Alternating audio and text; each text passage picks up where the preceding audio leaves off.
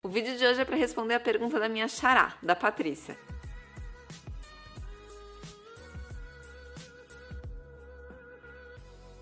Eu me chamo Patrícia, prazer pra quem não sabe. Claro que tem gente que me encontra na rua e fala: Oi, Doma!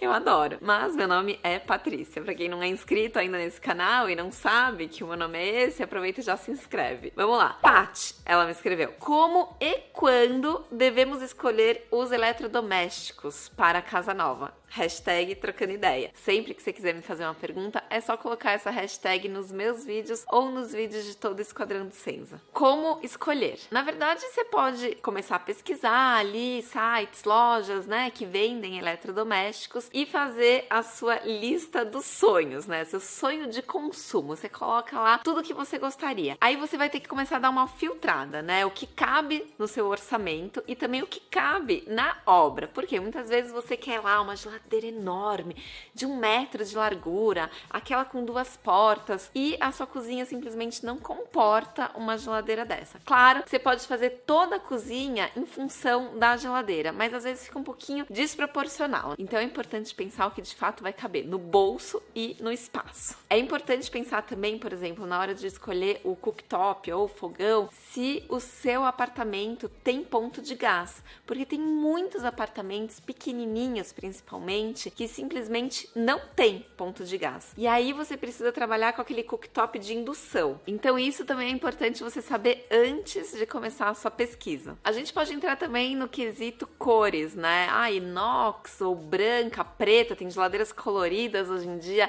Isso também vai influenciar um pouquinho no seu orçamento, porque geralmente as branquinhas são mais econômicas, se bem que tem umas linhas novas, né, de eletrodomésticos brancos, vocês já viram? São vidros brancos pintados ali por trás, né, de branco, que acabam não sendo tão econômicas quanto aquela branquinha tradicional. Então a cor também influencia não só no estilo, no conceito do seu projeto, mas também, de novo, no seu bolso. E quando? Ela me perguntou também, né? Quando a gente tem que fazer essa listinha, essa escolha dos eletros? Logo no começo, não deixa para depois. Por quê? Vamos começar ali pensando que você vai ter bases embaixo da sua marcenaria, da sua cozinha, por exemplo, ou da lavanderia. Essa base, ela precisa de medidas exatas para o seu pedreiro executar ali na obra. Mas, geralmente, né, a gente não faz base embaixo da geladeira, a gente deixa ela direto no piso. A gente não faz base embaixo de lava-louças. Tem umas menorzinhas, né, que eu já coloquei, inclusive, em alguns vídeos que eu mostrei aqui no canal,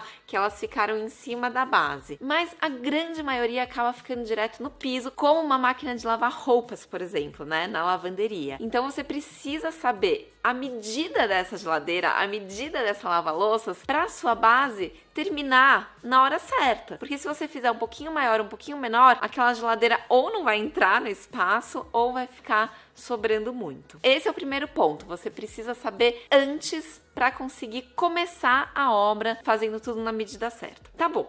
Mas vamos supor que você vai fazer toda a sua reforma e vai levar alguns eletrodomésticos antigos, coisas que você tem já hoje em dia e que estão em bom estado, mas você gostaria de trocar isso num futuro próximo. Mas como agora está mais apertado por conta de todo o investimento da obra, você vai levar o que tem. Faz essa lista, deixa ela pronta e escolhe alguns outros eletros parecidos com aqueles que estão ali no topo da lista dos desejos.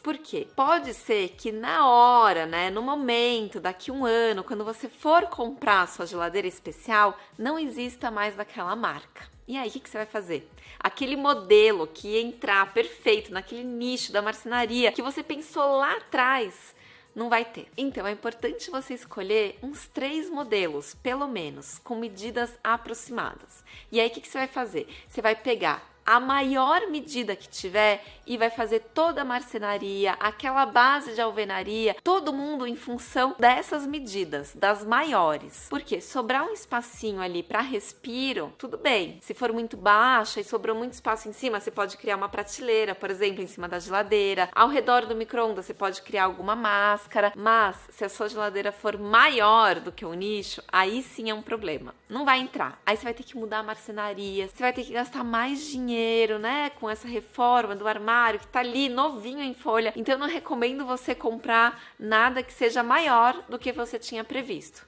um pouquinho menor, ok. Mas não é só por conta da base de alvenaria e da marcenaria que você precisa escolher isso antes. Os pontos de elétrica, ou seja, as tomadas e os pontos hidráulicos, pontinho de água para alimentar a lava-louças, o esgoto, o ponto de água da geladeira, né, que geralmente tem ali um filtro atrás dela, tudo isso você também precisa pensar antes. Por exemplo, você quer um forno embutido. Essa tomada ela não pode ficar atrás do forno, porque você precisa ter um acesso fácil a essa tomada. Você geralmente deixa ela embaixo ou do lado ou em cima dele. Então é isso, você precisa pensar no comecinho, lá quando você estiver se programando, inclusive com revestimento, né? Porque algumas vezes esse revestimento ele vai abraçar a sua geladeira por trás dela, na lateral. Então você precisa saber onde começa, onde termina. Pro azulejista saber onde ele deve instalar. Tudo, gente. Tudo vai trabalhar em função dessas medidas. Escolhe antes, tá bom?